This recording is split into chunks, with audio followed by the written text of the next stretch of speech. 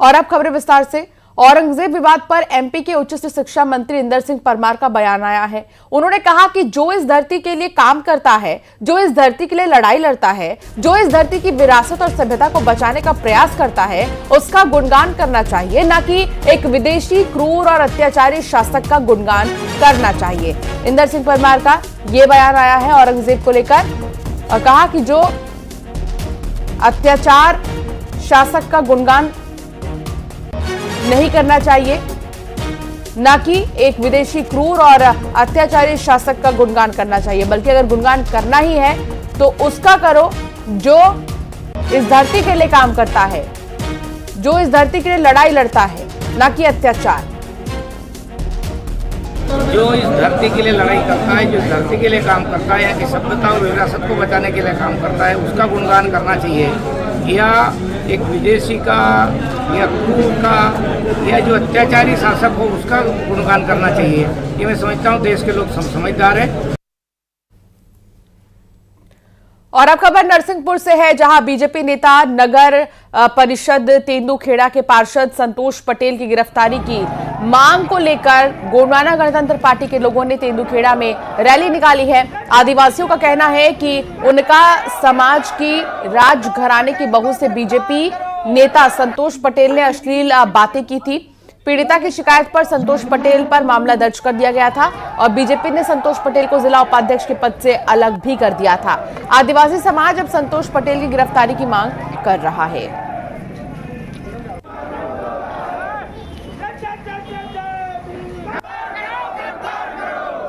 और आज जब गोंडवाना की इज्जत, अजमत और अपने सम्मान के ऊपर जब चोट पहुंचाई है भाजपा का वो गुंडा जो कहता है कि मैं तुम्हारी बहू बेटियों के साथ ऐसा करूंगा, अगर इस तरह से हरकत हुई तो हमारा पूरा गोंडवाना किसी भी तरह से सहन नहीं करेगा। और जो राष्ट्रीय हमारे महासचिव जी ने और सभी लोगों ने, हमारे महाराज साहब ने जो कहे हैं कि अगर 3 दिन के अंदर इसकी गिरफ्तारी नहीं हुई तो मातृ शक्ति संतोष पटेल का घर का घेराव करेगी और आंदोलन करेगी। 25 तारीख को मेरे पास कॉल आया, नो नंबर था। पहली बार तो मैंने उठाया, मैंने कहा सॉरी रॉन्ग नंबर, तो फिर मैंने काट दिया। फिर उनके दूसरी बार कॉल आया तो उन्होंने आपको जैसे विदित है उन्होंने गलत बात किया सिर्फ। और अब बात बालाघाट की होगी, जहां एथेनॉल प्लांट के खिलाफ किसानों का गुस्सा फूट पड़ा है और किसानों ने एथेनॉल प्लांट के खिलाफ मोर्चा खोल दिया है। दरअसल राजीव सागर बांध नहर से किसानों को पानी नहीं मिल पा रहा है। पानी नहीं मिलने से खेतों में लगी फसल सूखने लगी है, जिससे कि किसान परेशान हैं। किसानों का आरोप है कि प्लांट नहरों से क्षमता से ज्यादा पानी ले रहा है, जिससे खेतों में पानी नहीं पहुंच पा रहा। ये भी बता दें कि वारासिवनी के बासी में जैसन बायोफ्यूल्स एथेनॉल प्लांट स्थित है।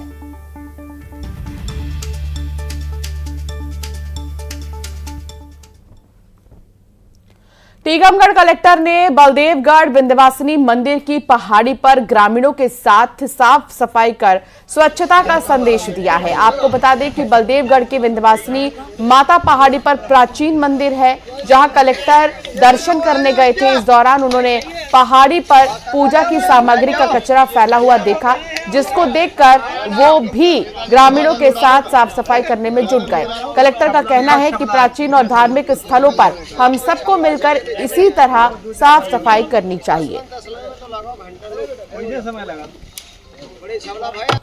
देखिए, माता विंध्यवासिनी जी का जो ये मंदिर है, ये न केवल बलदेवगढ़ के लिए बल्कि पूरे टीकमगढ़ और पूरे बुंदेलखंड क्षेत्र में बहुत प्रसिद्ध मंदिर है और इसकी बहुत महिमा है। लेकिन एक टेकरी पर ये जो मंदिर स्थित है, इसमें ये देखा गया कि मंदिर में आने वाले श्रद्धालु जो भी अपने धार्मिक कार्यक्रम यहाँ पर करते हैं।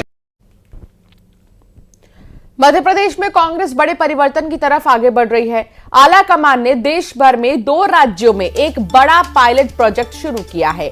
इनमें से एक राज्य मध्य प्रदेश भी है। अब पार्टी ग्रामीण स्तर पर पंचायत कांग्रेस कमेटी और शहरी क्षेत्र में मोहल्ला और कॉलोनी कमेटियों का गठन करने जा रही है, ताकि हर घर में कांग्रेस की पहुंच हो। जमीन से प्रदेश संगठन को खड़ा करने में जुटी कांग्रेस की तैयारी पर तंज कसते हुए भाजपा के प्रवक्ता पंकज चतुर्वेदी ने कहा है कि कांग्रेस एक प्राइवेट लिमिटेड कंपनी है। कांग्रेस पार्टी ने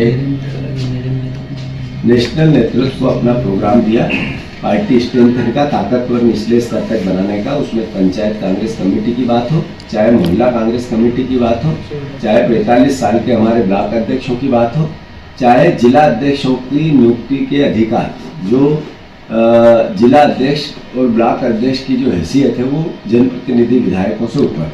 जो पूरा नियंत्रण होता है, टर्म्स एंड कंडीशन तो राहुल गांधी जी, गांधी परिवार की चलती है, तो वही तय करते हैं। आप देखिए क्या दुर्भाग्यपूर्ण स्थिति है कि किस प्रकार का आपसी संघर्ष जितेंद्र पटवारी, उमंग सिंगार के मध्य है।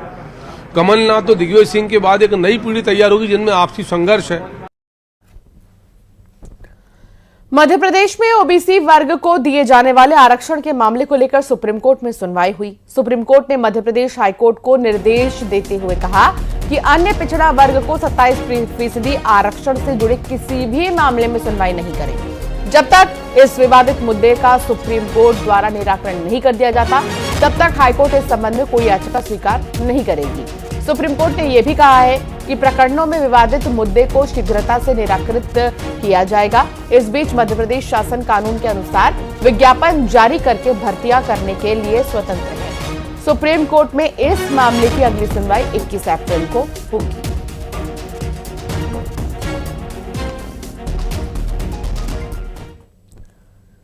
प्रधानमंत्री नरेंद्र मोदी के बिलासपुर दौरे की तैयारियां जोरों से हो रही हैं और 30 मार्च को मोहभट्टा में पीएम मोदी की सभा होगी। मुख्यमंत्री के सचिव ने तैयारियों का जायजा लिया। मुख्यमंत्री के सचिव पी दयानंद ने जायजा लिया है तैयारियों का। 55 एकड़ में सभा, 9 पार्किंग स्थल बनाए जाएंगे। भव्य सभा जो है प्रधानमंत्री नरेंद्र मोदी की होगी। 30 मार्च को पीएम मोदी छत्तीसगढ़ आ रहे हैं और बिलासपुर के दौरे पर वो रहेंगे। इसको देखते हुए तैयारियों का जायजा लिया गया।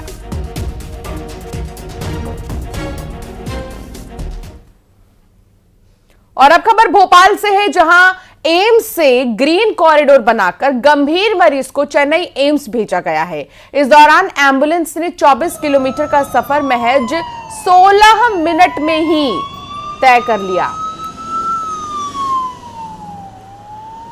तो ग्रीन कॉरिडोर से कितना आसान हो गया है सब कुछ, ये देखिए। एम्स से ग्रीन कॉरिडोर बनाकर गंभीर मरीज को चेन्नई एम्स भेजा गया है और चेन्नई एम्स 24 किलोमीटर का जो सफर था वो सिर्फ 16 मिनट में ही तय किया गया।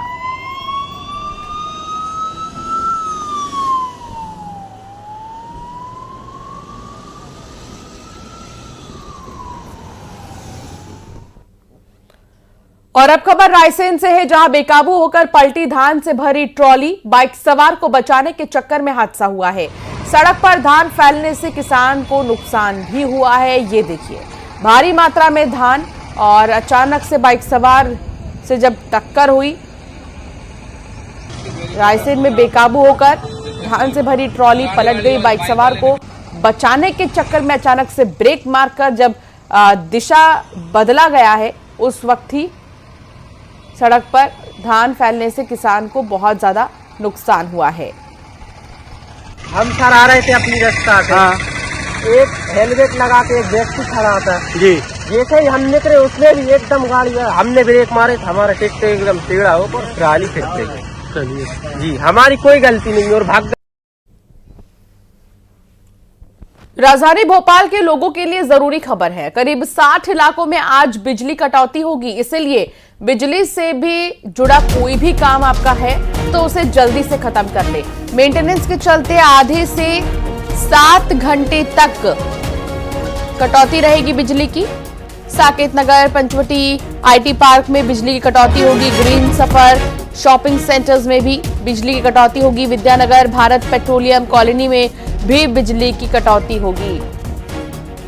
तो एमपी के आधे से ज्यादा शहरों में आज बिजली की कटौती होगी और 60 इलाकों में बिजली ठप रहेगी। छत्तीसगढ़ में कांग्रेस ने 10 जिलों में 11 नए जिला अध्यक्षों की नियुक्ति कर दी है।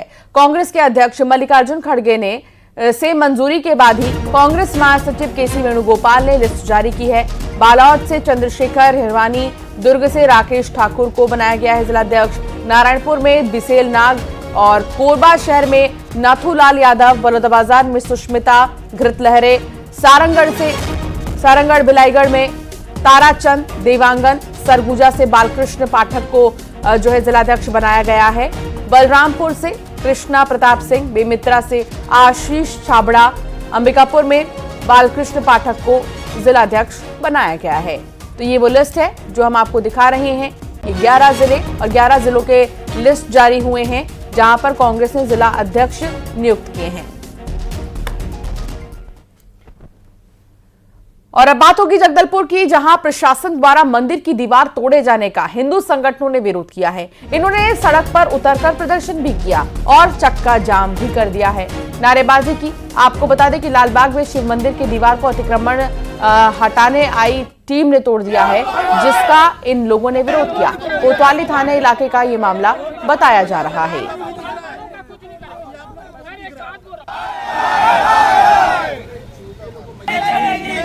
ये मंदिर यहाँ पे 30 सालों से स्थापित है और यहाँ पे पुराना एक बरगद का पेड़ हुआ करता था, वो टूट गया।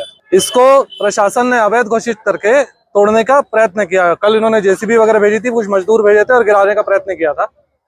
एसडीएम साहब का ये आदेश है और उसके बाद हम लोग इसीलिए विरोध कर रहे हैं इसको कि पिछली बार भी ये सेम घटना हुई थी पहले, और उन्होंने उस समय आश्वासन दिया था कि भाई ये आगे फिर से नहीं टूटेगा, ये मंदिर यथावत वैसे का वैसा ही रहेगा।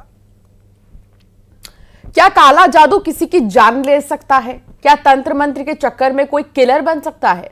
तो एक ऐसा दिमाग था जो जकड़ गया था जादू टोने के जाल में। देखिए हैरान करने वाली वारदात, देवर भाभी, काला जादू और कत्ल।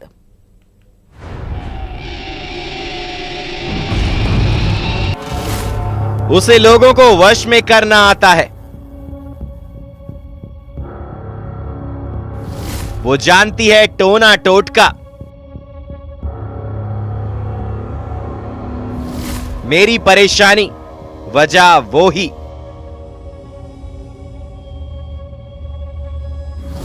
काला साया, जादू टोने की जंजीर।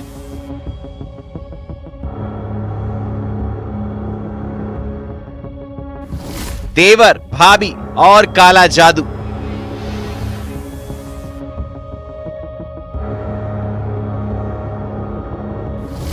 अंधविश्वास का खेल, काला जादू और कत्ल।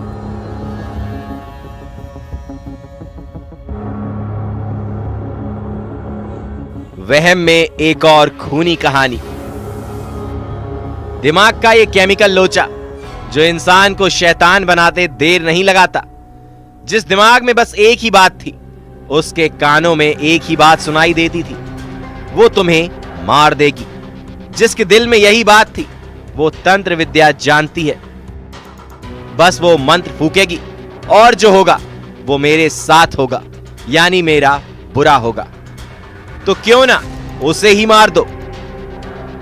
आप भी सोच रहे होंगे तंत्र मंत्र षड्यंत्र की ये हैरान करने वाली कहानी।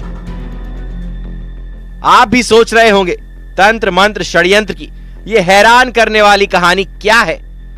कौन है जो दिल और दिमाग में ये बात बैठा चुका था कि उसका कोई काम तमाम कर सकता है? तो इस चेहरे को देखिए जिसके हाथों खून हुआ है, जिसका इसने कत्ल किया है। उसे किस कदर मारा ये भी सुनिए। अंधविश्वास में खूनी खेल, कुल्हाड़ी से भाभी पर हमला, उसके बाद आरोपी ने पत्थर से वार किया। देवर भाभी के बीच अक्सर हंसी ठिठोली की कहानी होती है, लेकिन बलरामपुर के राजपुर थाना इलाके के लाऊ छोवा पानी गांव में जो हुआ, वहां कहानी अंधविश्वास में खूनी खेल की थी। आरोपी देवर, जिसे भाभी पर शक था, वारदात वाले दिन तकरार हुई और ये शक खूनी हो गया। दरअसल आरोपी देवर को लगता था उसकी भाभी उस पर जादू टोना करती है और इसी वहम की जंजीरों में जकड़े देवर ने भाभी की हत्या कर दी। दरअसल देवर को मिर्गी का दौरा पड़ता है, इसके लिए भी क्या वो भाभी को जिम्मेदार मानता था? तो राजपुर थाना क्षेत्र के अंतर्गत आता है, उसमें देवर ने अपनी भाभी की हत्या कर दी है, जिसमें हमने अपराध कायम कर लिया है और आरोपी को गिरफ्तार कर लिया है। जब उससे पूछताछ की गई तो ये बताया कि उसको एक मिर्गी का बीमारी है और वो तो अंधविश्वास में था। उसको शक था कि वो जादू टोना करती हैं और जादू टोना के नाम पे ही वह उसकी हत्या कर दिया है। से बस एक ही अपील है कि इस तरह के अंधविश्वास में ना आए और यह इस तरह का कोई भी जादू टोना नहीं होता है और किसी भी बीमारी अगर हो रही है आपको तो उसका नियरेस्ट स्वास्थ्य केंद्र में जाकर इलाज कराएं, किसी भी अंधविश्वास में ना आए। सोचिए, ये अंधविश्वास कैसे सोचने समझने की ताकत छीन लेता है। ये वहम से दूर रहिए। सवाल वही, कब अंधविश्वास का खात्मा होगा? आखिर वहम में और कितनी खूनी कहानी लिखी जाएंगी? बलरामपुर में सूरज गुप्ता के साथ bureau report, news 18, Madhya Pradesh, Chhattisgarh. Bageshwar Dham के पीठाधीश्वर धीरेन्द्र शास्त्री डबरा पहुंचे और नरोत्तम मिश्रा से उन्होंने मुलाकात की। उन्होंने नरोत्तम मिश्रा के साथ निर्माणाधीन नवग्रह मंदिर का दौरा भी किया। नरोत्तम मिश्रा और उनके परिवार वालों की ओर से डबरा में एशिया का सबसे बड़ा नवग्रह पीठ धाम बनाया गया है। धीरेन्द्र कृष्ण शास्त्री ने मंदिर निर्माण के लिए नरोत्तम मिश्रा के सहयोग पर धन्यवाद दिया है। पंडित धीरेन्द्र कृष्ण शास्त्री ने कहा कि जल्द प्राण प्रतिष्ठा होने के बाद मंदिर लोगों के लिए समर्पित किया जाएगा। डबरा के इस अद्भुत, अकल्पनीय, अद्वितीय इस पीठ पर आकर के मन आह्लादित है, हमारा बहुत प्रसन्नचित है। नवाचार का प्रयोग इस स्थान पर किया गया है। डबरा और ग्वालियर क्षेत्र के लिए एक विश्वव्यापी सिद्धपीठ स्थापित के रूप में भविष्य में इसे जाना जाएगा, पहचाना जाएगा। ऐसा नवग्रह मंदिर का निर्माण हुआ जो आने वाले कालांतर में यहाँ प्राण प्रतिष्ठा समारोह है। अद्भुत सरोवर है, गजद्वार का अद्भुत अनूठी परंपरा है, अष्टधातु की प्रतिमाएं हैं नवग्रह मंदिर की। नवग्रह मंदिर में एक सबसे बड़ी बात है जो पूरे विश्व में एक हो है, वो ये है कि सापत्नीक सहित यहाँ पर नवग्रह भगवान की विराट मूर्तियां हैं, विराट विग्रह है।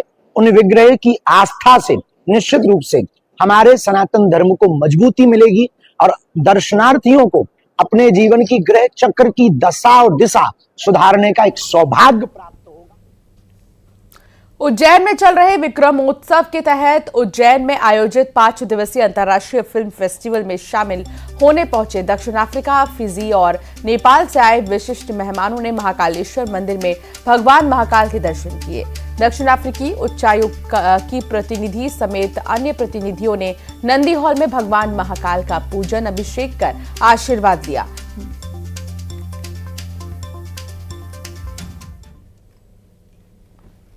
बुलेटिन में फिलहाल इतना ही। आप बने रहिए न्यूज 18 के साथ।